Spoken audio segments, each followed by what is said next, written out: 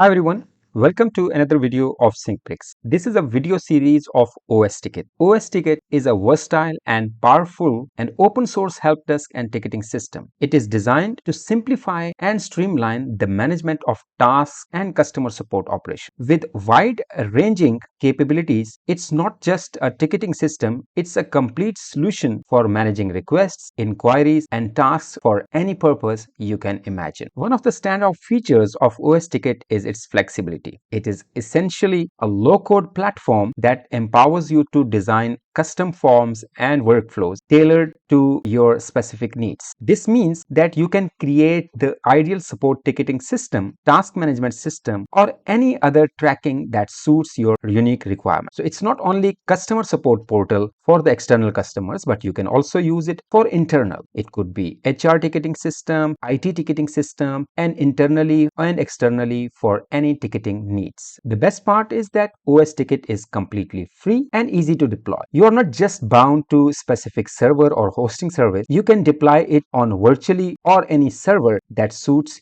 your preference. This open source solution gives you full control over your support and task management process without the need of significant financial investment. You can also use its APIs to integrate with various external systems to fit your unique requirements. Whether you are a small business looking for a cost-effective help desk solution or large organizations seeking a highly customizable, scalable system, osTicket offers a wide array of features and options to meet your needs. In this Mastering osTicket course, I'll be guiding you through every aspect of osTicket from installation to advanced customization and to harness its full potential in your organization. So you will understand how to deploy this low-code platform to start your digital transformation journey within the organization. So if you are looking for no paper office, go for osTicket. So I have provided all the links related to this in the download section or in the description. So let's begin the osTicket with the installation process,